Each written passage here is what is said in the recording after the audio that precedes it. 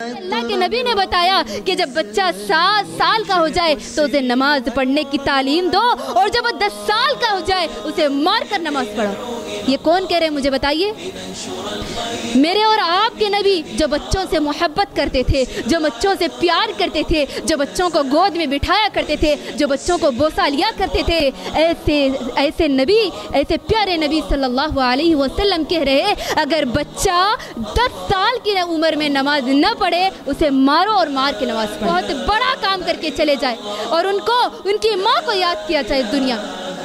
اللہ کے لیے اپنی اولاد کی تربیت صحیح کرنا میری بہنوں، اپنی اولاد کی تربیت کی اصلاح کرنا میری بہنوں۔ یاد رکھنا کل قیامت کے دن آپ سے آپ کی اولاد کے بارے میں سوال ہوگا۔ میں نے رمضان کے روزے رکھنا کیسے رکھنا؟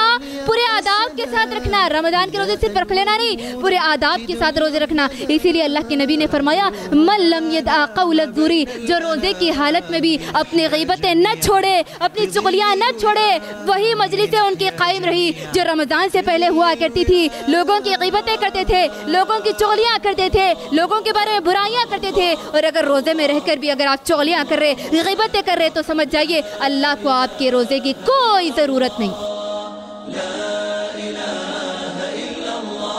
أوصانا النبي وخير الصحابة نحمده ونصلي على رسوله الكريم أما بعد رب اشرح لي صدري ويسر لي أمري واحلل عقدة من لساني يفقهوا قولي رب زدني علما رب زدني علما رب زدني علما۔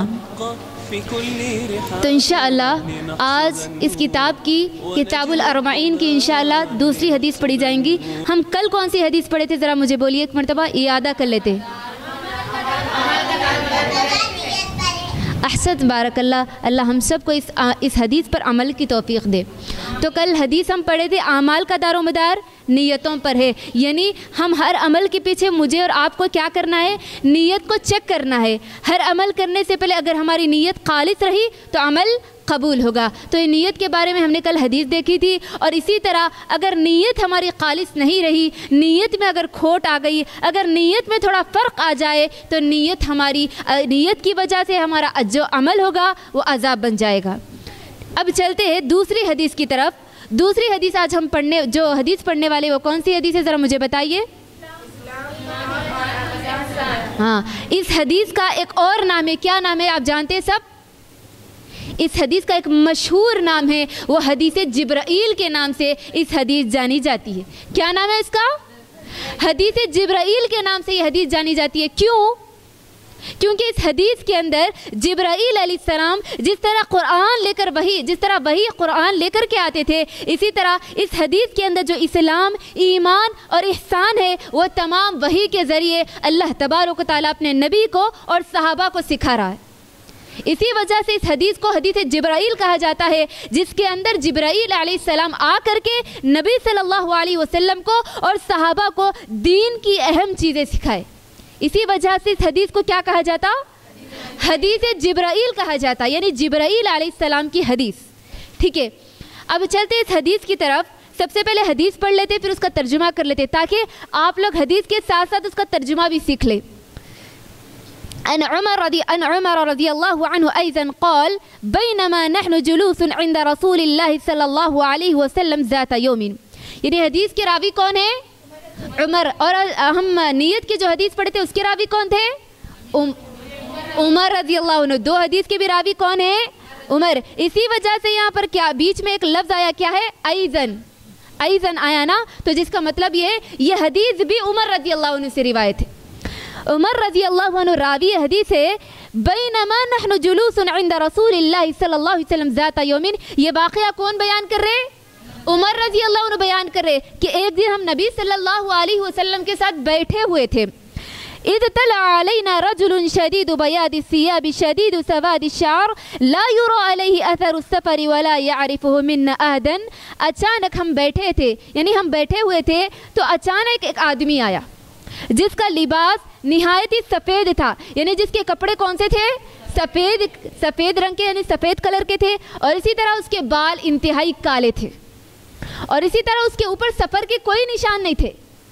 یعنی وہ ایسا لگ رہا تھا کہ اس کے اوپر کوئی سفر کے نشان نہیں تھے، وہ دور سے آیا تھا، نہیں معلوم ہو رہا تھا اس کے اوپر سفر کے نشان بھی نہیں تھے. وَلَا يَعْرِفُهُ مِنَّا أَحَدًا، اور ہم میں سے یعنی صحابہ میں سے کوئی اس کو جانتا بھی نہیں تھا.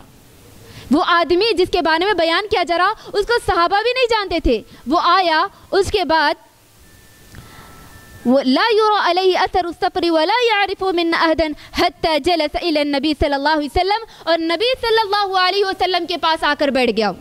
کیا کیا اللہ کے نبی کے پاس آ کر قریب بیٹھ گیا. اس کے بعد فأسند ركبتيه إلى ركبتيه ووضع كفيه على فخذيه وقال يا محمد أخبرني عن الإسلام. اس نے اپنے گھٹنوں کو اللہ کے نبی کے گھٹنوں سے لگا کر اس نے بیٹھ گیا، اور اس کے بعد اپنے زانوں کو آپ کے گھٹنوں سے ملا لیا اور اپنے ہاتھ اپنے دونوں زانوں پہ رکھ کے وہ بیٹھ گیا. تو اس سے یہ معلوم ہوتا ہے کہ طالب علم یعنی استاد کے قریب اگر بیٹھے تو ادب یہ ہے کہ زانوں پر اپنے ہاتھ رکھ کر بیٹھے. یہ ایک ادب کا طریقہ اس حدیث میں سکھایا گیا. یہ حدیث تھوڑی لمبی طویل ہے لیکن دوسری حدیث نہیں ہے، اس کے اندر بہت ساری چیزیں بیان کی گئی، اسی لیے یہ تھوڑی طویل ہے.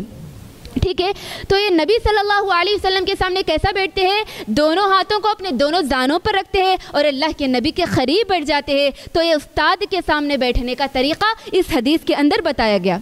اس کے بعد کیا کہتے ہیں؟ یا محمد اخبرنی عن الاسلام، اے محمد صلی اللہ علیہ وسلم مجھے اسلام کے بارے میں بتائیے. کیا کہتے ہیں؟ آنے والے کون تھے؟ آنے والا جو انسان تھا وہ کیا کہتا ہے اللہ کے نبی سے؟ مجھے اسلام کے بارے میں بتائیے. تو اللہ کے نبی صلی اللہ علیہ وسلم کہتے ہیں فقال رسول اللہ صلی اللہ علیہ وسلم الاسلام ان تشهد ان لا الہ الا اللہ وان محمد رسول اللہ وتقیم الصلاة وتؤتی الزکاة وتصوم رمضان وتحج البیت ان استطعت الیہ سبیلا. اب اللہ کے نبی صلی اللہ علیہ وسلم اسلام کے بارے میں کیا بتاتے ہیں؟ سائل پوچھتا ہے، یعنی آنے والے آپ سے پوچھتا ہے اے اللہ کے نبی اسلام کے بارے میں بتائیے. تو اللہ کے نبی اسلام کے بارے میں کیا بتاتے ہیں؟ اسلام یہ ہے ان تشہد اللہ الہ الا اللہ، یہ کہ گواہی دو تم اللہ کے سوا کوئی معبود برحق نہیں اور محمد صلی اللہ علیہ وسلم اللہ کے رسول ہے. اور اس کے بعد دوسری چیز وتقیم الصلاۃ، نماز ادا کرنا، نماز قائم کرنا، وتؤتی الزکاۃ، زکوٰۃ ادا کرنا، وتحج البیت ان استطعت الیہ سبیلا، اور اگر استطاعت ہو تو حج کرنا. اسلام کی وتصوم رمضان، اور اسی طرح رمضان کے روزے رکھنا، اور اسی طرح بیت اللہ کا حج کرنا اگر اللہ نے آپ کو استطاعت دی. تو اللہ کے نبی سے جب انہوں نے پوچھا کہ اسلام کے بارے میں بتائیے محمد صلی اللہ علیہ وسلم، تو اللہ کے نبی نے ان 5 چیزوں کو بتایا. تو اب اسے کیا معلوم ہوتا ہے؟ اسلام کے کتنے ارکان ہیں؟ اسلام کے کتنے ارکان ہیں؟ 5. ان 5 ارکان کو یہاں سے جانے سے پہلے آپ کو یاد کرنا ہے اور گھر جا کر اپنے گھر والوں کو بتانا ہے. اسی لیے کہ یہ آپ کی ذمہ داری اپنے گھر والوں کو، اس لیے کہ اللہ کے نبی نے کیا کہا، اللہ تعالیٰ نے کیا فرمایا؟ یا ایھا الذین آمنوا قوا انفسکم واہلیکم نارا، اے ایمان والو تم سب سے پہلے اپنے آپ کو جہنم کی آگ سے بچاؤ، پھر اپنے گھر والوں کو جہنم کی آگ سے بچاؤ. تو آپ جو سیکھ رہے اپنے گھر والوں کو بتائیے، اپنے گھر والوں کی اصلاح کیجیے، یہ آپ کی ذمہ داری ہے. کل قیامت کے دن اللہ آپ سے سوال کرے گا کہ اے بندی تو فلاں جگہ علم حاصل کرنے کے لیے جایا کرتی تھی، جو سیکھتی تھی، کیا تو نے دوسروں کو بتایا؟ تو ہم کیا جواب دیں گے؟ تو میری بہنوں دوسروں کو سکھانا ہے. تو اسلام کے کتنے ارکان ہوئے؟ 5 ارکان. اس کے بعد کیا کہتے ہیں؟ قول صدقتا، جس کے بارے میں اللہ کے نبی نے بتایا اسلام یہ ہے. تو کیا کہتے ہو؟ صدقتا، آپ نے سچ کہا. پوچھ رہا بھی وہی بندہ اور پھر کہہ رہا ہے کہ آپ سچ کہے، یعنی پہلے کوشچن کر رہا اس کے بعد کنفرم بھی کر رہا ہے کہ ہاں آپ صحیح کریں. صحابہ پریشان ہو گئے، اے اللہ کے نبی یہ تو پوچھ رہا بھی اور پھر کنفرم بھی کر رہا ہے کہ آپ صحیح بول رہے. جو پوچھنے والا رہتا اس کو نہیں معلوم رہتا نا، پوچھنے کے بعد خاموش ہو جاتا ہاں یہ ہے بلکہ، لیکن پوچھنے کے بعد وہ کنفرم بھی کر رہا کہ ہاں صحیح ہے، گویا کہ وہ اس چیز کا پہلے سے علم رکھتا تھا. اس کے بعد وہ کیا سوال کرتے ہیں؟ قال فاخبرنی عن الایمان. اس کے بعد وہ کہتے ہیں مجھے ایمان کے بارے میں بتائیے اللہ کے نبی صلی اللہ علیہ وسلم.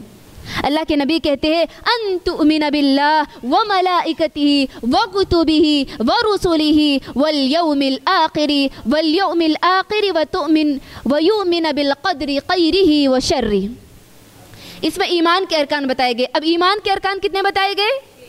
6। यही फ़र्क है मेरी बहनों, अच्छी तरह याद रखना। इस्लाम के कितने अरकान हैं? 5 और ईमान के 6। हम में से अक्सर बहनें ये नहीं जानती, ईमान के बाद तो इस्लाम के बाद तो 6, ईमान के बाद तो 5 बोलती। लेकिन इस बात को अच्छी तरह याद रखिए, इस्लाम के बुनियल इस्लाम अला खम्सिन, इस्लाम के 5 बुनियादी उसूल हैं और ईमान के कितने हैं?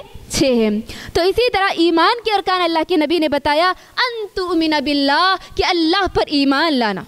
सबसे पहली चीज़ अल्लाह पर ईमान लाना, व मलाइकतिही, फरिश्तों पर ईमान लाना। उसके बाद व कुतुबिही, किताबों पर ईमान लाना, व रसूलिही, रसूलों पर ईमान लाना, वल यौमिल आखिरी, आखिरत के दिन पर ईमान लाना, वल क़द्रि ख़ैरिही व शर्री, और तकदीर पर ईमान लाना, तकदीर के अच्छे बुरे पर ईमान लाना।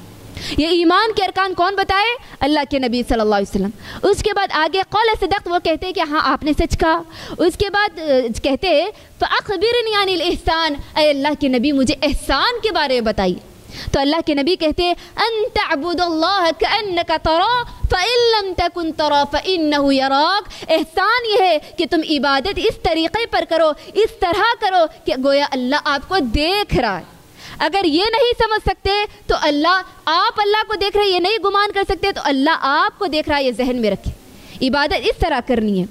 उसके बाद फ़अख़बिरनी अनिस्साअ, ऐ अल्लाह के नबी आप मुझे क़ियामत के बारे में बताइए। तो अल्लाह के नबी क्या जवाब देते हैं? मल मसऊल अन्हा बिअअलम मिनस साइल, यानी जो मुझसे पूछ रहा है पूछने वाला ज़्यादा जानता है।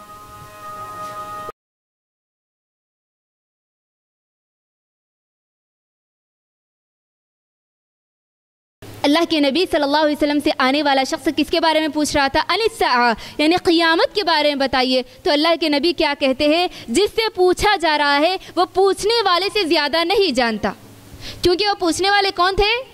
जिब्राईल अलैहिस्सलाम थे, और जिब्राईल अलैहिस्सलाम को क़ियामत के बारे में मालूम था और अल्लाह के नबी को उसके बारे में ज़्यादा इल्म नहीं था। तो अल्लाह के नबी इसीलिए बोल रहे हैं कि जो पूछ रहा है मुझसे वो ज़्यादा जानता है मुझसे और मैं नहीं जानता। फिर अल्लाह के नबी से जिब्राईल अलैहिस्सलाम सवाल करते हैं आप उसके निशानियों के बारे में मुझे बताइए। तो अल्लाह के नबी कहते हैं अन तलिदल अमतु रब्बतहा व अन तरल हुफातल उरातल आलत रिआत अश्शाइयत ताबलून फिल बुनियान सुम्मा इंतलक़ फलबिस्तु मलिया सुम्मा क़ाल या उमर अतदरी मनिस साइल क़ुल्तु अल्लाह व रसूलु अअलम क़ाल फ़इन्नहु जिब्रील अताकुम युअल्लिमुकुम दीनकुम, रवाहु मुस्लिम। तो इसके अंदर अल्लाह के नबी सल्लल्लाहु अलैहि वसल्लम से जिब्राईल पूछते हैं उसकी निशानियों के बारे में कम से कम मुझे बता दीजिए। तो अल्लाह के नबी सल्लल्लाहु अलैहि वसल्लम उसकी निशानियाँ बताते हुए कहते हैं, सबसे पहले निशानी ये बताते हैं कि लौंडी अपने मालिक को जनेगी। पहली निशानी अल्लाह के नबी बताते, इसकी तफसील में आगे बताऊंगी इंशाल्लाह इसका क्या मतलब है।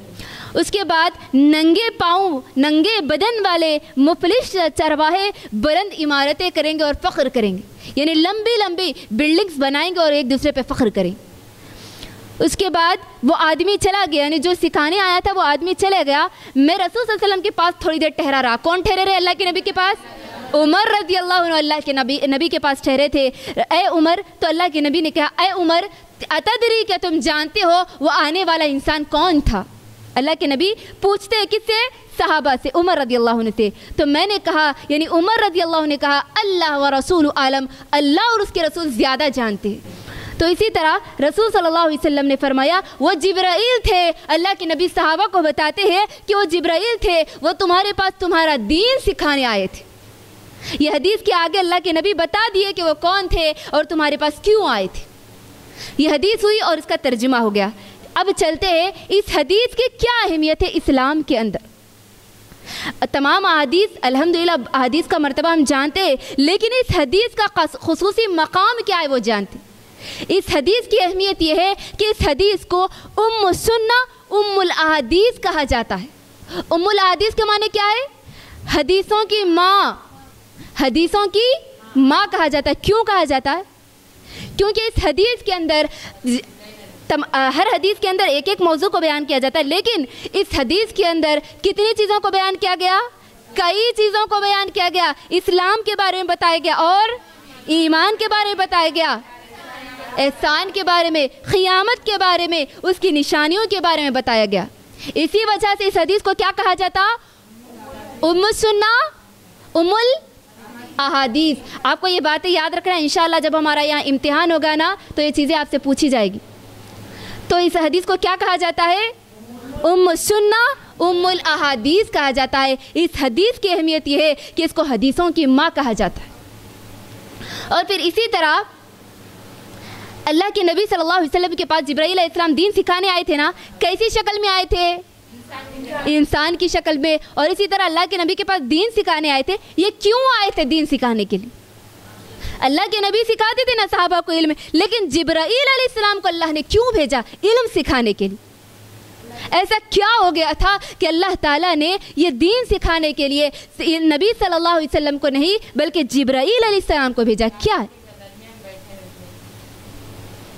اس کے دو وجوہات ہیں جس کو علماء اکرام کہتے ہیں، علماء اکرام اس کے بارے میں لکھتے ہیں۔ پہلی وجہ یہ ہے، اکثر جبرائیل علیہ السلام ایک خاص صحابی کی شکل میں آتے تھے۔ کون سے صحابی؟ دہیہ کلبی کی شکل میں آتے تھے۔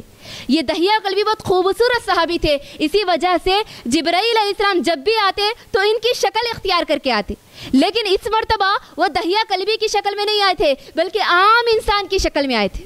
ٹھیک ہے، تو اسی وجہ کیا ضرورت پیش آ گئی تھی کہ جبرائیل علیہ السلام انسان کی شکل میں آئے اور دین سکھانے کے لیے آئے؟ تو دو مین وجوہات میں آپ کے سامنے رکھوں گی۔ پہلی وجہ یہ ہے، اور صحابہ کو عقائد یعنی عقیدہ سکھانے کے لیے آئے تھے۔ میری بہنوں، عقیدے کی اہمیت جانیے کہ اللہ تبارک و تعالیٰ نے جبرائیل علیہ السلام کو آسمان سے بھیجتا ہے عقیدہ سکھانے کے لیے۔ اس سے عقیدے کی اہمیت معلوم ہوتی ہے۔ میری بہنوں، ہمارے نزدیک عقیدہ کیا ہوتا معلوم؟ عقیدہ کس کو بولتے ہیں ہمارے نزدیک؟ عقیدہ جو مین جڑ ہے میرے اور آپ کی، اگر ہمارا عمل ہم کتنا بھی کر لیں، اگر عقیدہ دل کا صحیح نہیں تو ہمارا ٹھکانہ جہنم ہے۔ اعمال میں اگر کوتاہی ہو گئی تو ہماری امید ہے اللہ سے کہ اللہ معاف کرے گا، لیکن عقیدہ جس کا صحیح نہیں وہ جہنمی ہے۔ ہمارے پاس عقیدہ کیا ہوتا معلوم؟ جو باپ دادا سے چلتے آ رہا، جو امی ابو بولتے، جو ہمارے باپ دادا کرتے تھے، وہی عقیدہ ہے۔ جی ہم تو مسلمان ہیں، پرانے مسلمان ہیں، ہمارے باپ دادا مسلمان تھے، ہماری پیڑھیاں پورے مسلمان تھے، ہمارے کو عقیدے کی کیا ضرورت ہے؟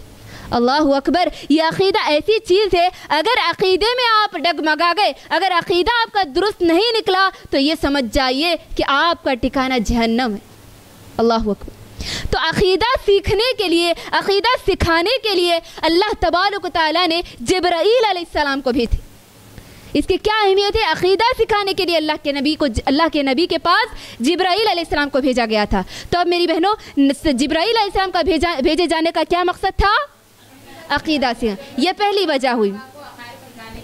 ہاں بالکل، اسی طرح دوسرا مقصد یہ تھا کہ اللہ کے نبی عقیدہ سکھا۔ یہ عقیدہ بہت اہم ہے میری بہنوں، اسی لیے کہ عقیدے کی وجہ سے انسان جہنم میں بھی جاتا ہے اور جنت میں بھی جاتا ہے۔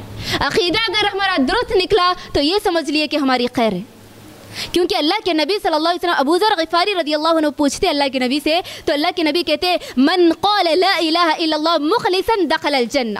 اللہ کے نبی کہتے ہیں جو لا الہ الا اللہ صدق دل سے کہہ دے وہ جنت میں جائے گا۔ تو ابو ذر غفاری پریشان ہوتے کہ خالی لا الہ الا اللہ بولے تو جنت میں چلے جاتے، ہم اتنے بڑے بڑے عمل کرتے نا۔ ابو ذر غفاری پریشان ہوتے، اللہ کے نبی سے پوچھتے ہیں وَإِن زَنَا وَإِن سَرَقَ، اے اللہ کے نبی اگر وہ زنا کرے اور چوری کرے تب بھی جنت میں جائے گا؟ تو اللہ کے نبی کہتے ہیں ہاں وَإِن زَنَا وَإِن سَرَقَ، اگر وہ زنا کرے چوری کرے تب بھی جنت میں جائے گا۔ ابو ذر غفاری کو بہت تعجب ہوتا، اللہ کے نبی ہم تو اتنے بڑے بڑے عمل کرتے ہیں، آپ کہہ رہے ہیں اگر صرف لا الہ الا کہہ لے دل کے ساتھ تو جنت میں چلے جائے گا۔ پھر پوچھتے ہیں اللہ کے نبی وَإِن زَنَا وَإِن سَرَقَ، اگر چوری کرے زنا کرے تب بھی جائے گا؟ اللہ کے نبی سے ہاں وَإِن زَنَا وَإِن سَرَقَ، اگر زنا کرے چوری کرے تب بھی جائے گا۔ پھر تیسری مرتبہ پوچھتے ہیں ابو ذر غفاری اے اللہ کے نبی وَإِن زَنَا وَإِن سَرَقَ، اگر وہ زنا کرے چوری کرے تب بھی جنت میں جائے گا؟ تو اللہ کے نبی تیسری مرتبہ کہتے ہیں اے ابو ذر تمہاری ناک خاک آلود ہو، ہاں وہ جنت میں جائے گا۔ اللہ کے نبی جب بھی غصے میں آتے تو یہ الفاظ کہتے ہیں، ایک محاورہ ہے عرب کے اندر، اللہ کے نبی کبھی گالیاں نہیں دیتے تھے، آپ کی زبان پر کبھی غلط الفاظ نہیں، بلکہ بس اللہ کے نبی اتنا محاورہ کہتے کہ اے ابو ذر غفاری تمہاری ناک خاک آلود ہو، تمہاری ماں تم کو گم پائے، بس یہی الفاظ استعمال کرتے تھے۔ اللہ کے نبی کبھی غلط استعمال نہیں کیے تھے الفاظ کو۔ تو اس حدیث سے کیا معلوم ہوا؟ اگر عمل میں کوتاہی ہو جائے، اگر عمل اوپر نیچے ہو جائے تو اللہ سے امید ہے اللہ معاف کر دے گا، لیکن عقیدے میں اگر کوتاہی ہو جائے، اللہ پر عقیدہ ہمارا صحیح نہیں رہا تو یاد رکھنا ہمارا ٹھکانہ جہنم ہے، جنت میں تو ہم بالکل داخل نہیں ہو سکتے۔ عقیدہ یہ بنیادی چیز ہے میری بہن۔ تو اللہ کے نبی صلی اللہ علیہ وسلم کے پاس اور صحابہ کے پاس جبرائیل کیوں آئے تھے؟ عقیدہ سکھانے کے لیے۔ کیوں آئے تھے بولو؟ عقیدہ سکھانے۔ اب دوسری وجہ کیوں آئے تھے اللہ کے نبی صلی اللہ علیہ وسلم کے پاس؟ کہ اسی لیے کہ اللہ کے نبی صحابہ کو منع کر دیے تھے کہ اب مجھ سے کوئی سوال نہیں کرنا، یعنی صحابہ کو بول دیے تھے کہ مجھ سے کوئی سوال نہیں کرنا۔ اگر کوئی باہر والا آتا تو ہی سوال کر سکتے تھے، صحابہ کو سوال کرنے کی اجازت نہیں تھی۔ کیوں اللہ کے نبی صحابہ کو سوال کرنے سے کیوں منع کر دیے تھے؟ اسی لیے منع کر دیے تھے کہ بعض دیہاتی لوگ آتے تھے جو علم نہیں جانتے تھے، دیہاتی معلوم آپ کو گاؤں کے لوگ جو رہتے، وہ آتے اور اللہ کے نبی سے پوچھتے، اے اللہ کے نبی میرے باپ کا نام کیا ہے؟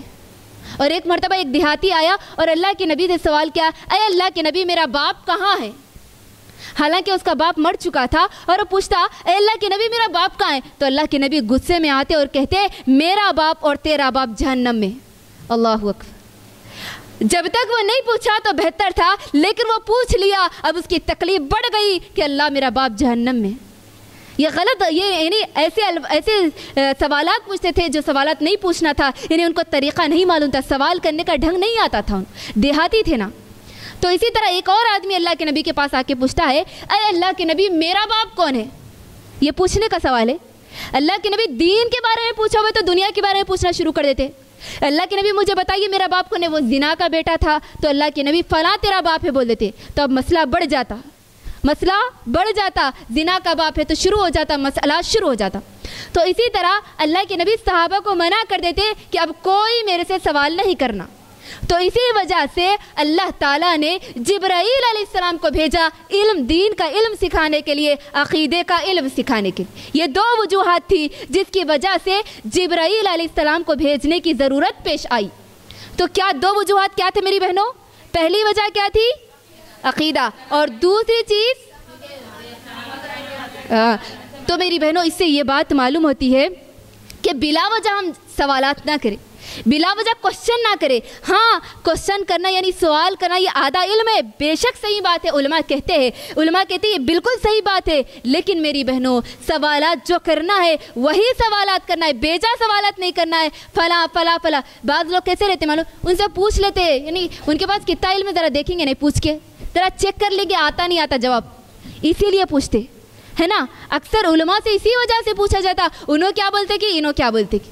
اللہ اکبر۔ اللہ کے نبی منع کرے کہ بیجا سوال نہ کرو اور کثرت سوال نہ کرو، زیادہ سوالات نہ کرو۔ اللہ کے نبی منع کرے، اور بنی اسرائیل کثرت سوال کرتے تھے، اللہ کے بھی ناپسند کرتے تھے زیادہ سوالات کرنا۔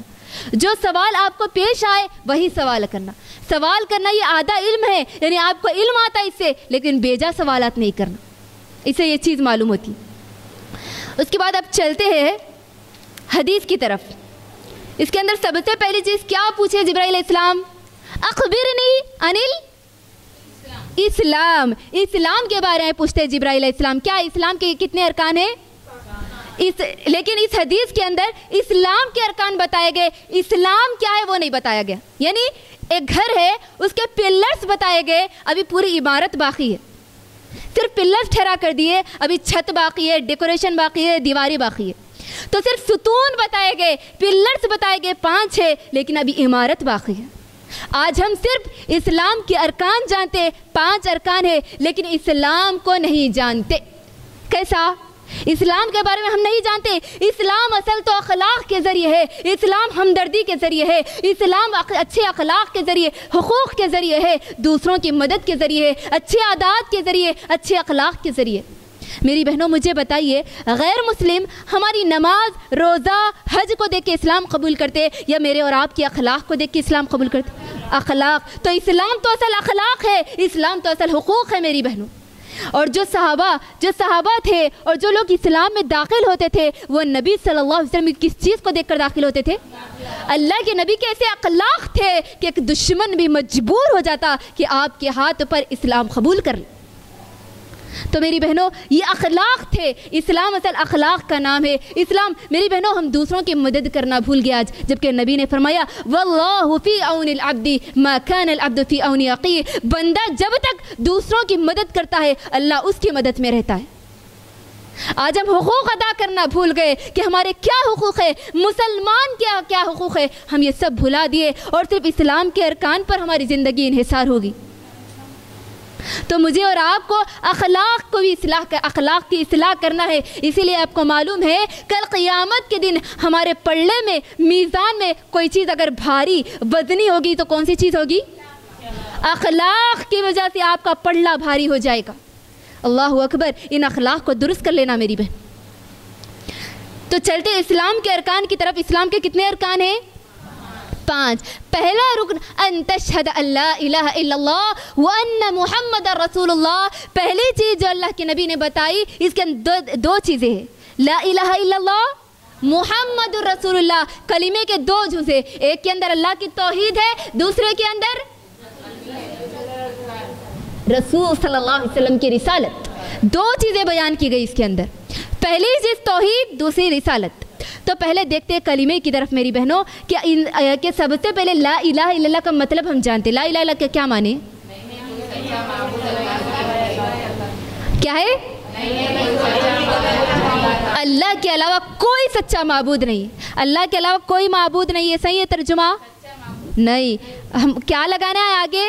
سچا معبود نہیں ہے، برحق معبود نہیں ہے. وَأَنَّ محمد رسول اللہ، اور محمد صلی اللہ علیہ وسلم اللہ کے رسول ہے. اس کے بعد دوسرا جو رکن اللہ کے نبی نے بیان کیا وہ کیا ہے؟ وَتُقِيمُ الصَّلَاةَ، نماز قائم کرنا. اب نماز کیسے پڑھنا میری بہنوں؟ نماز پورے شروط کے ساتھ، واجبات کے ساتھ پڑھنا ہے. نماز جس طریقے سے اللہ کے نبی نے بتائی صلو کما رأیتمونی اصلی، تم اس طریقے پر نماز پڑھو جس طریقے پر مجھے نماز پڑھتے دیکھیے. نماز کے اندر ہمارا رکوع اتنا اطمینان سے ہو، سجدہ اطمینان سے ہو، ہمارا ٹہرنا اطمینان سے ہو، ہماری نماز پوری خشوع کے ساتھ ہو. اس طریقے سے نماز پڑھو گویا اللہ آپ کو دیکھ رہا ہے. نماز اس طریقے سے پڑھنا ہے میری بہن. اور میری بہنوں یاد رکھنا نماز کسی حالت میں معاف نہیں. ہم چھوٹی چھوٹی چیزوں کی وجہ سے، چھوٹے چھوٹے بہانوں کی وجہ سے نمازیں چھوڑ دیتے، لیکن اللہ کے نبی نے فرمایا من ترک الصلاۃ متعمدا فقد کفر. جو جان بوجھ کے نماز چھوڑے وہ کیا کیا؟ کفر کا فتویٰ ہے یہاں پر. کفر، اللہ کے نبی کفر کہہ رہے ہیں، ڈائریکٹ کفر. مسلمان نہیں ہے وہ کافر ہے. اللہ اکبر میری بہنوں. ہم چھوٹی چھوٹی چیزوں کی وجہ سے نماز چھوڑ دیتے، جبکہ اللہ کے نبی نے کہا کہ کسی حالت میں نماز معاف نہیں. اگر آپ بیمار ہیں، مریض ہے، بیڈ ریسٹ ہے، اگر آپ ٹہر کر نماز نہیں پڑھ سکتے تو بیٹھ کر نماز پڑھو. اگر بیٹھ کے نہیں پڑھ سکتے تو لیٹ کر پڑھ لو. اگر لیٹ کے بھی نہیں پڑھ سکتے، اتنی بری حالت ہے آپ کی، تو اشارے سے نماز پڑھ لو، لیکن نماز پڑھنا ہے. اللہ اکبر میری بہنوں. آج ہماری خواتین نماز میں اتنی غفلت کرتی ہے، پہلے کام اس کے بعد نماز. پہلے پورے کامہ کر لیں گے جی، اس کے بعد نماز پڑھ لیں گے، ٹھیک ہے؟ اللہ اکبر میری بہنوں. آپ کے کام بعد میں، پہلے آپ پہ نماز پڑھتے ہیں، اس کے بعد آپ کے پاس آپ کے گھر کے کام.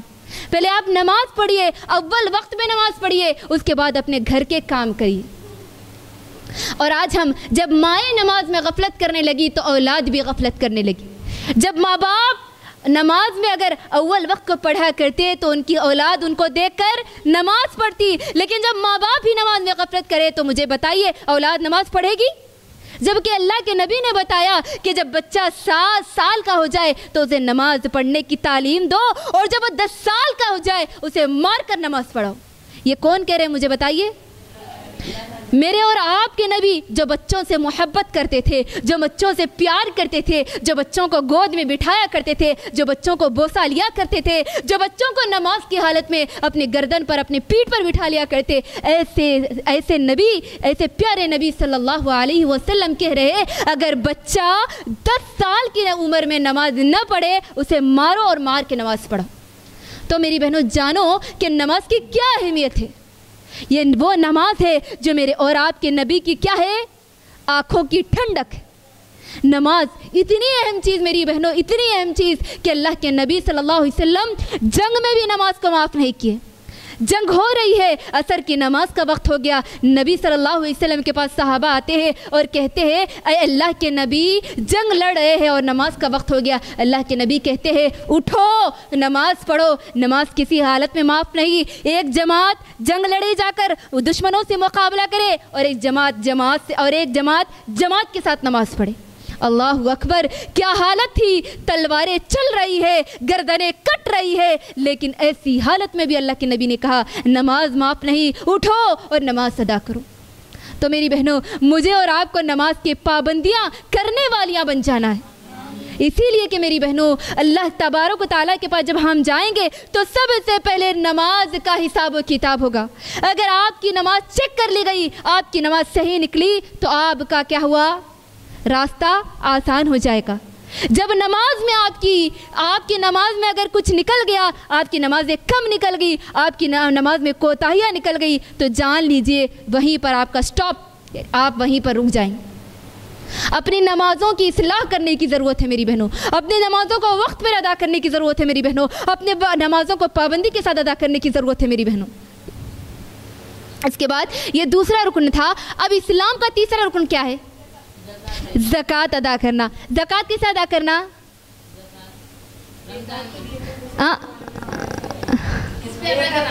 ज़कात रमज़ान में अदा करना। इंशाअल्लाह इसकी एक मुकम्मल तफसील में बाद में आपको बताऊंगी। अक्सर लोग रमज़ान में देते ज़कात, हालांकि उनके ऊपर फ़र्ज़ ज़कात कब हो जाती? अपने माल का एक हिस्सा ज़कात देना है, लेकिन कब देना है? 1 साल गुजरने पर। और वो कीमत होना उसकी जो कीमत अल्लाह के नबी बताए। अगर सोना है 7.5 तोले रहना, और अगर चांदी है 52.5 तोले रहना। इसी तरह पैसे है तो उसमें अलग शक्ल है, और अगर जानवर है तो उसकी अलग शक्ल है। हर 40 में एक जानवर, ऐसा अलग अलग शक्ल है। अगर खेती है उस पर अलग है, अगर आपके पास बागात है, अगर आपके पास ज़मीन है, उसकी अलग ज़कात है। और इसी तरह ज़कात किसको देना है? कितने लोगों को देना है ज़कात? हाँ, ज़कात हम अपनी ज़कात निकालते ना, किन किन लोगों को लेके जाके देना? यानी रोड पे जो भी दिख गए उनको दे देना। 8 लोगों को देना है। कितने? 8। इन सूरह तौबा आयत नंबर 60 में अल्लाह ताला इरशाद फरमाता है इन्नमस सदक़ातु लिल फ़ुक़रा वल मसाकीन वल आमिलीन अलैहा वल मुअल्लफ़ति क़ुलूबुहुम व फ़िर रिक़ाब वल गारिमीन अलैहा व फ़ी सबीलिल्लाह व बनिस सबील। 8 लोगों को देना है। कौन कौन से लोग हैं इसके अंदर? फ़ुक़रा, फ़कीर, यानी जो फ़कीर रहते, और मिस्कीन। फ़कीर और मिस्कीन में क्या फ़र्क है?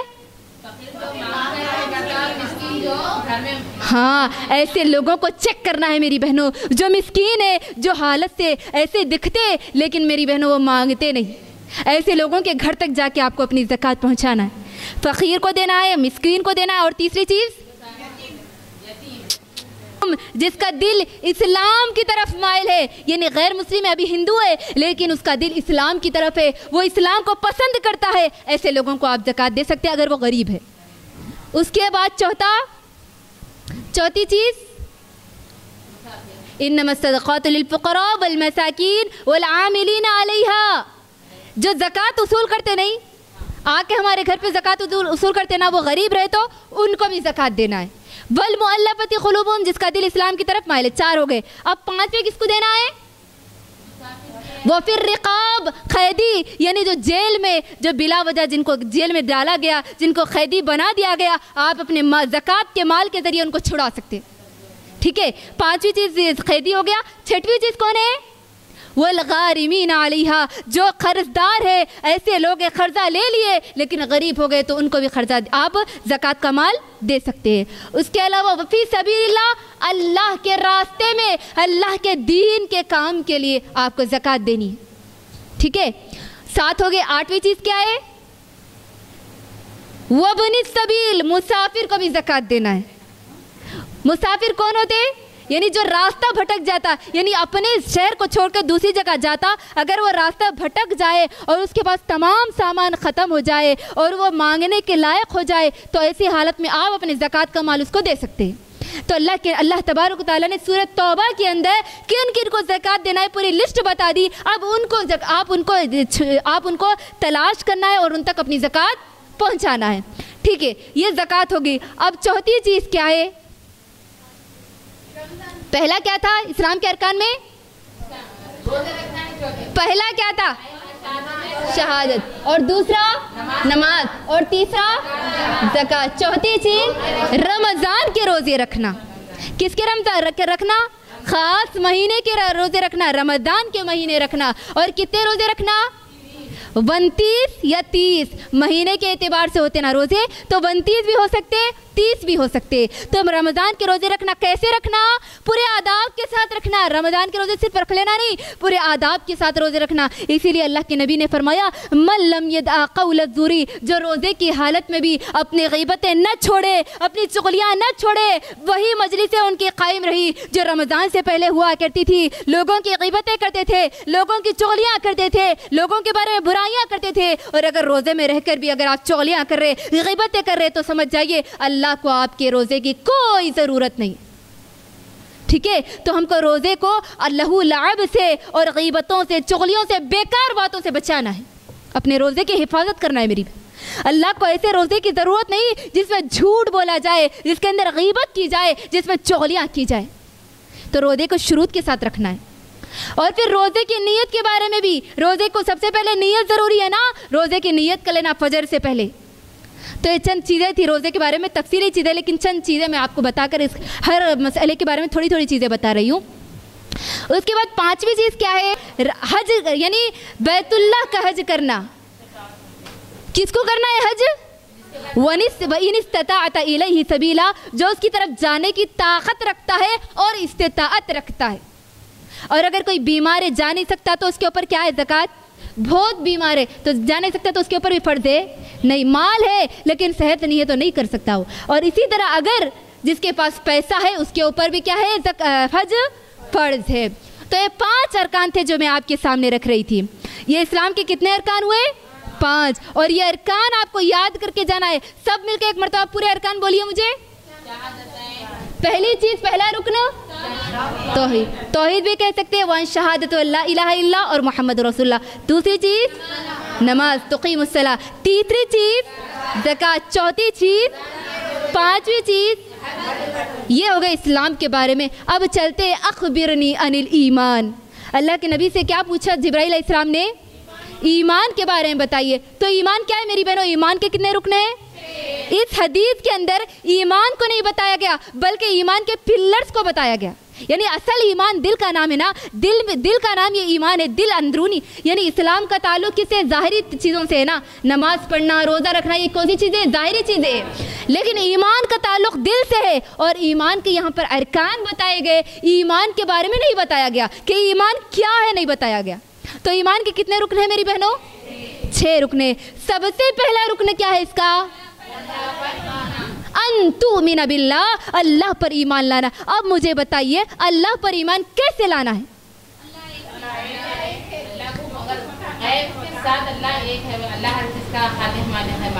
اللہ پر ایمان خالی اللہ ایک ہے بولے تو چلے گا؟ اللہ ایک ہے، تمام کے تمام جو بھی اللہ کے علاوہ جس کی بھی عبادت کی جاتی ہے وہ تمام کے تمام طاغوت ہے، وہ تمام کے تمام باطل ہے۔ یہ 3 چیزوں کے ساتھ ربوبیت میں، الوہیت میں، اسماء و صفات میں اللہ ایک ہے، اس پر ایمان لانا۔ اور اللہ پر ایسے ایمان لانا کہ آپ کا اللہ پر ایمان ہو تو اللہ ایک ہے، اللہ کے علاوہ کوئی دوسرا نہیں، اور اللہ کے علاوہ کوئی داتا نہیں، اللہ کے علاوہ کوئی دیوتا نہیں، اللہ کے علاوہ کوئی غوث اعظم نہیں، اللہ کے علاوہ کوئی دستگیر نہیں۔ یہ آپ کو یہ عقیدہ رکھنا ہے، اللہ کے علاوہ کوئی معبود نہیں، اولاد دینے والا، بے اولاد کو اولاد دینے والا اللہ ہے۔ اور اسی طرح نظر و نیاز اللہ کے لیے، تمام چیزیں کس کے لیے؟ اللہ کے لیے۔ آپ کا یہ عقیدہ ہونا ہے۔ اگر آپ کا عقیدہ یہ نہیں، اللہ ایک ہے لیکن نظر و نیاز بھی ان کے لیے، تو آپ کا عقیدہ کیا ہوا؟ شرک ہے۔ آپ اللہ پر ایمان لا ہی نہیں، آپ مسلمان ہو ہی نہیں سکتے جب تک کہ آپ اللہ پر ایمان لائے اور تمام چیزوں کا انکار کریں۔ ٹھیک ہے، تو اللہ پر ایمان لانا ہے، اور اللہ کے علاوہ کوئی نہیں، اس بات پر ایمان رکھنا ہے۔ اور قل هو اللہ احد، کہہ دو کہ اللہ ایک ہے۔ اللہ الصمد، اللہ بے نیاز ہے۔ لم یلد، اللہ نے لم یلد، اللہ کو کسی نے جنم نہیں دیا، کسی نے پیدا نہیں کیا۔ ولم یولد، اور وہ نہ کسی، اور ولم یکن لہ کفوا احد، کوئی اس کا ہمسر نہیں، کوئی اس کے برابر کا نہیں۔ یہ آپ کے دل میں یہ عقیدہ ہونا چاہیے، اللہ کے علاوہ کوئی معبود نہیں، چاہے کتنی بھی پریشانیاں آ جائے، کتنی بھی مشکلات آ جائے، چاہے اپنی اولاد کا انتقال ہو جائے، گھر میں کسی کا انتقال ہو جائے، یا پھر کسی ایسی چیز کی طرف نظر و نیاز کرے، وہ تمام کی تمام کس کے لیے ہو؟ اللہ کے لیے ہو۔ آپ کا عقیدہ اللہ پر ہونا ہے، اور تمام چیزیں، تمام لوگ جس کی بھی اللہ کے علاوہ عبادت کی جاتی ہے وہ باطل ہے، اس کا انکار آپ کو کرنا ہے۔ یہ ہو گیا سب سے پہلی چیز اللہ پر ایمان۔ اس کے بعد کیا بولے اللہ کے نبی؟ وَمَلَائِكَتِهِ، اور فرشتوں پر ایمان لانا ہے۔ کیسے ایمان لانا ہے فرشتوں پہ؟ وہ پریاں ہوتے نہیں، وہ فرشتے بولے تو ہمارے آج ماحول میں پریوں کا تصور ہوتا ہے، نہیں، فرشتے ہے۔ اللہ کے نبی نے کہا، اللہ تعالیٰ نے قرآن میں کہا، جبرائیل علیہ السلام کے بارے میں ذکر کیا، جن کے بارے میں اللہ نے قرآن میں ذکر کیا، جن فرشتوں کا نام لے کر اللہ نے قرآن میں ذکر کیا، ان تمام فرشتوں پر ایمان رکھنا کہ یہ اللہ کے مخلوق ہے، ان کو نور سے پیدا کیا گیا، اور یہ اللہ کے حکم پر عمل کرتے ہیں، اور اللہ جو ان کو حکم دیتا ہے فوراً بجا لاتے ہیں۔ اور اس کے علاوہ جتنے فرشتے اللہ نے نام نہیں لیا، اللہ نے کہا کہ یہ فرشتے ہیں، ان تمام پر بھی آپ کو اجمالی طور پہ ایمان لانا ہے، ٹھیک ہے؟ یہ ہو گیا فرشتوں پر ایمان لانا۔ اس کے بعد وَکُتُبِهِ، کتابوں پر ایمان لانا۔ کتابوں پر کیسے ایمان لانا؟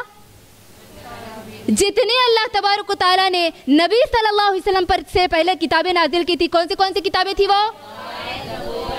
تورات، انجیل، زبور، قرآن، اس سے پہلے صحف ابراہیم بھی، صحف موسیٰ بھی ہے۔ تو ان تمام کتابیں جن کا اللہ نے قرآن میں ذکر کیا اس پہ بھی ایمان لانا، اور جن کا ذکر اللہ نے نہیں کیا، کتابیں نازل کی تھی اللہ نے کہا، تو اس پہ بھی ایمان لانا ہے۔ اور اس کے بعد وَکُتُبِهِ کے بعد کیا ہے؟ تیسرا ہو گیا ہے اللہ، پہلے اللہ پر ایمان لانا، اور دوسرا رسول پر، اور تیسرا کتابوں پر ہو گیا۔ چوتھا کیا ہے؟ پہلا کیا ہوا تھا؟ اللہ پر ایمان لانا، ٹھیک ہے؟ دوسرا کس پہ ایمان لانا؟ فرشتوں پر۔ تیسرا کتاب۔ چوتھا کیا ہے؟ رسولوں پر ایمان لانا۔ اللہ تبارک و تعالیٰ نے جن رسولوں کا نام قرآن میں ذکر کیا، ابراہیم علیہ السلام، لوط علیہ السلام، نوح علیہ السلام، اسماعیل علیہ السلام، یحییٰ علیہ السلام، جتنے اللہ نے رسولوں کے بارے میں کہا ان سب پر کیا کرنا ہے؟ ایمان لانا ہے۔ اور اللہ نے جن رسولوں کا نام نہیں لیا، اجمالی طور پہ ان پر بھی ایمان لانا ہے۔ اس کے بعد رسولوں کے بعد کیا ہوا؟ آخرت کے دن پر ایمان لانا ہے۔ آخرت کے دن کا مطلب کیا ہے؟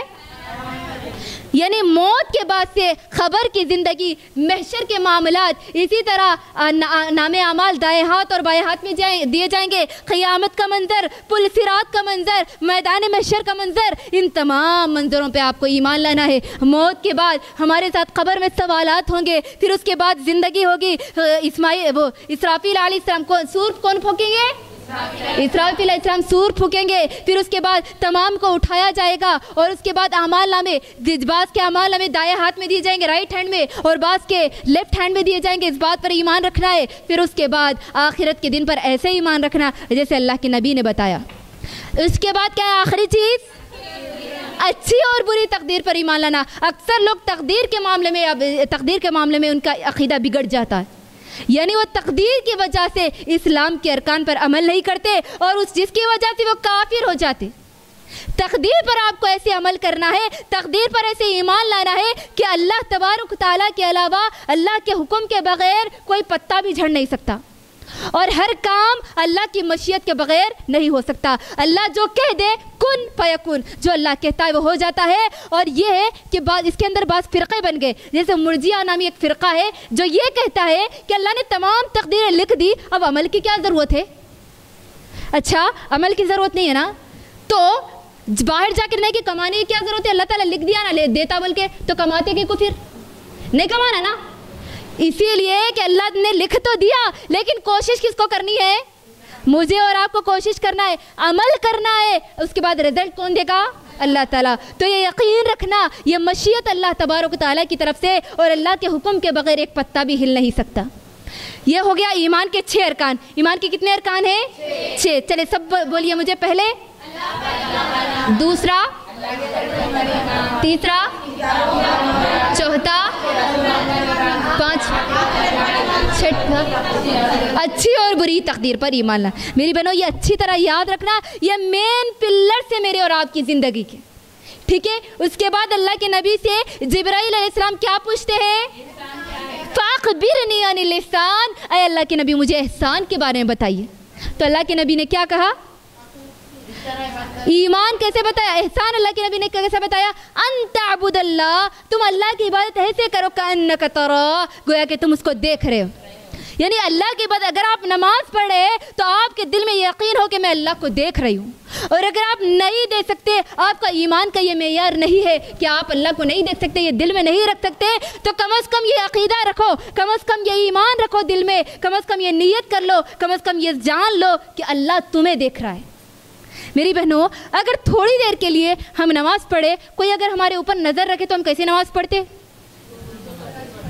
बिल्कुल अच्छी इत्मीनान के साथ ऐसे नमाज पढ़ते जैसे पूरी स्ट्राइट नमाज पढ़ते। नहीं, वैसे ही आपको जब अल्लाह तबारक व तआला आपको देख रहा है, आपको वॉच कर रहा है, तो आपकी नमाज की हालत कैसी होना? खुशू के साथ, खुजू के साथ, वो तमाम इत्मीनान के साथ जो अल्लाह के नबी ने बताया।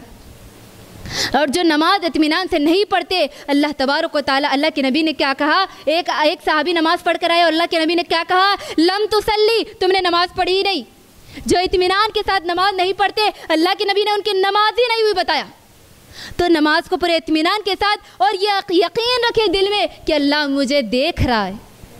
और अगर मैं अल्लाह को नहीं देख सकती तो अल्लाह तो मुझे देख रहा है। अगर मेरी बहनों या आप अज़्म कर ले या आपका यकीन हो जाए दिल में कि अल्लाह मुझे देख रहा है, तो यकीन जान लीजिए अल्लाह की कसम, वल्लाह आपकी नमाज़ें दुरुस्त हो जाएगी, आपकी आमाल दुरुस्त हो जाएंगे, आपकी नमाज़ों की इस्लाह हो जाएगी और आपकी नमाज़ें चेंज हो जाएगी। तो मेरी बहनों, ये यकीन रखे दिल में कि अल्लाह मुझे ज़रूर देख रहा है।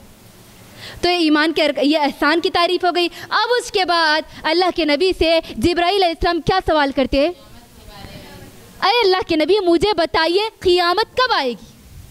तो अल्लाह के नबी कहते कि मैं नहीं जानता, आप जानते हैं। तो जिब्राईल अलैहिस्सलाम कहते हैं चलो उसके निशानियाँ मुझे बताओ, अमारातिया, उसके निशानियाँ मुझे बताओ। तो क्या निशानियाँ बताते अल्लाह के नबी? लौंडी अपने मालिक को जन्म देगी। इसका मतलब ये हुआ कि क़ियामत के करीब ग़ुलामों की तादाद ज़्यादा हो जाएगी। और इसका दूसरा माना ये होगा कि औलाद माँ बाप की नाफरमान हो जाएगी। अल्लाहु अकबर। ये हो रहा कि नहीं मुझे बताइए? आज हमारी औलाद माँ बाप की नाफरमान है और आज वो अमल करती है जो माँ बाप उनको नहीं कहते और वो माँ बाप की नाफरमानियाँ करते हैं। मेरी बहनों, अपनी औलाद की तरबियत उस तरीक़े पर करो जिस तरीक़े पर हमारे असलाफ अपनी औलाद की तरबियत क्या करते थे। जैसे मिसाल उठाओ, मशहूर मिसाल जो इमाम बुखारी रहिमहुल्लाह की मिसाल है, जिनकी माँ ने इमाम बुखारी की ऐसी तरबियत की कि अल्लाहु अकबर, आज जिस नाम से वो जाने जाते इमाम बुखारी, उनके पीछे किसका हाथ था? उनके पूरी मेहनतों का आज बड़े मुहद्दिस जाने जाते ना, लेकिन उनके पीछे किसका हाथ था? उनकी माँ का हाथ था। मेरी बहनों, अपनी औलाद की ऐसी तरबियत कर दो कि वो अपनी उम्मत के लिए एक बहुत बड़ा काम करके चले जाए और उनकी माँ को याद किया जाए दुनिया में। अल्लाह के लिए अपनी औलाद की तरबियत सही करना मेरी बहनों, अपनी औलाद की तरबियत की इस्लाह करना मेरी बहनों। याद रखना, कल क़ियामत के दिन आपसे आपकी औलाद के बारे में सवाल होगा, मैंने तुमको औलाद दी थी लेकिन उस औलाद की तुमने कैसे तरबियत की? अपनी औलाद की तरबियत ऐसे करो मेरी बहनों कि वो तुम्हारे लिए सदक़े जारिया बन जाए। अल्लाहु अकबर। जैसे इमाम बुखारी की माँ ने उनकी तरबियत की और वो हमारे लिए सदक़े जारिया बन गए, नहीं बन गए? इमाम बुखारी कितने बड़े मुहद्दिस हैं, आज हम उनकी किताबें पढ़ रहे ना। हदीस की किताब, कुरान के बाद अगर हदीस की कोई बड़ी किताब मानी जाती तो किसकी किताब मानी जाती? इमाम बुखारी की किताब मानी जाती। तो इसी तरीक़े से एक सदक़े जारिया का काम करने वाली अपनी औलाद को बना दो। तो क्या निशानियाँ बताए अल्लाह के नबी कि ग़ुलाम लौंडी अपने मालिक को जन्म देगी? इसका दो मतलब मैंने आपके सामने बताया। अब उसके बाद कौन सी निशानी बताए अल्लाह के नबी? नंगे पाँव, नंगे बदन वाले, यानी फ़कीर लोग, गरीब लोग जो चप्पल भी नहीं पहन सकते थे, जो नंगे बदन हुआ करते थे, लेकिन वो क़ियामत के करीब क्या करेंगे? लंबी लंबी बड़ी बड़ी बिल्डिंग बनाएंगे और बिल्डिंग बना के एक दूसरे पे फ़ख्र करेंगे, हमारी बिल्डिंग बड़ी, तुम्हारी बिल्डिंग बनी। तो ये फ़ख्र करेंगे ना हमारी तुम्हारी, बल्कि ये क़ियामत के करीब गरीब लोग भी बिल्डिंग्स बनाएंगे। अल्लाह के नबी ने पेशन गोई की, अल्लाह के नबी ने क़ियामत की निशानी बता दी, बता कर चले गए। ये आज हो रहे ना हो रहे? मुझे बताइए मेरी बहनों। गरीब जो लोग हुआ करते थे आज वो भी अमीर बन के बड़ी बड़ी लंबी लंबी इमारतें ठहरा कर रहे, नहीं कर रहे? تو اللہ کے نبی نے یہ پیشن گوئی فرمائی تھی اور یہ قیامت کی نشانی بتائی تھی اللہ کے نبی۔ اس کے بعد کیا ہوا؟ قیامت کی نشانی بتا دی اللہ کے نبی۔ اس کے بعد کیا ہوا؟ اتنے چیز سکھا کے اللہ کے نبی کو چلے گئے۔ اس کے بعد اللہ کے نبی پوچھتے کس سے؟ عمر رضی اللہ عنہ سے، اے عمر اتدری عمر، کیا تم جانتے ہو یہ سکھانے والا کون تھا؟ اللہ کے نبی عمر رضی اللہ عنہ کہتے اللہ و رسول عالم، میں نہیں جانتا، اللہ اس کے رسول زیادہ جانتے۔ تو اللہ کے نبی کہتے ہیں یہ جو سکھانے آیا تھا نا، یہ جو تمہارے دین تم کو سکھانے آیا تھا، یہ جبرائیل تھے۔ اللہ اکبر۔ اور اس حدیث کو کس نے روایت کیا؟ امام مسلم رحمہ اللہ نے روایت کیا۔ تو اس حدیث کے اندر ہم نے کتنے چیزیں جانی؟ کتنے چیزیں؟ کون سے؟ اچھا، اسلام کے بارے میں بتایا آپ کو اس حدیث میں کہ اس حدیث کو اسی لیے ام السنہ، اسی لیے ام الاحادیث کہا گیا، اس لیے کہ اس میں کئی چیزیں بیان کی گئی۔ کتنی چیزیں وہ آپ کو بتاتی ہوں۔ پہلی چیز اسلام کے بارے میں سیکھے اس حدیث میں، ایمان کے بارے میں سیکھے، احسان کے بارے میں سیکھے، قیامت کب آئے گی، قیامت کی نشانیوں کے بارے میں ہم نے سیکھے۔ کتنے؟ 4 چیزوں کے بارے میں سیکھے۔ تو اللہ کے نبی نے جبرائیل علیہ السلام نے اس حدیث کے اندر اتنی چیزوں کو بتایا۔ تو میری بہنوں، اپنے اسلام کے جو ارکان ہیں وہ آپ کو یاد کرنا ہے۔ ایمان کے ارکان یاد کرنا ہے۔ احسان کیا ہے؟ احسان کیا ہے؟ اللہ کی عبادت ایسے کرنا گویا کہ آپ اللہ کو، اگر یہ یقین نہیں رکھ سکتے تو کیا کرنا؟ اللہ آپ کو دیکھ رہا ہے، اس یقین کے ساتھ آپ کو عبادت کرنی ہے۔ تو میری بہنوں، یہ چند چیزیں تھے جو اس حدیث کے اندر آپ کو سکھائے گئے۔ تو یہ حدیث کل نیت کے بارے میں ہم نے حدیث پڑھی تھی، اور آج اس حدیث کے اندر اسلام اور ایمان کے ارکان جو ہے، اسلام اور ایمان کے جو پلر تھے وہ بتائے گئے، اور احسان کے بارے میں بتایا گیا، اور قیامت کی نشانیوں کے بارے میں بتایا گیا۔ ہم اس درس کو یہیں پر مکمل کرتے ہوئے اللہ سے دعا کرتے ہیں کہ الہ العالمین ہم تمام جو یہاں پر سیکھے آئے، اللہ ہمارے آنے کو قبول فرما، اللہ جو ہم نے سیکھا اس پر عمل کی توفیق دے دے، اور الہ العالمین ہم تمام روزے سے الہ العالمین ہمارے روزوں کو قبول فرما، الہ العالمین ہماری ٹوٹی پھوٹی عبادتوں کو جو اللہ تیری رضا کے لیے اللہ قبول فرما لے، اور تو ہم سے راضی ہو جا، ہم سے راضی ہو جا، ہم سے راضی ہو جا۔ آمین ثم آمین۔ وآخر دعوانا ان الحمد للہ رب العالمین۔ السلام علیکم ورحمۃ اللہ وبرکاتہ۔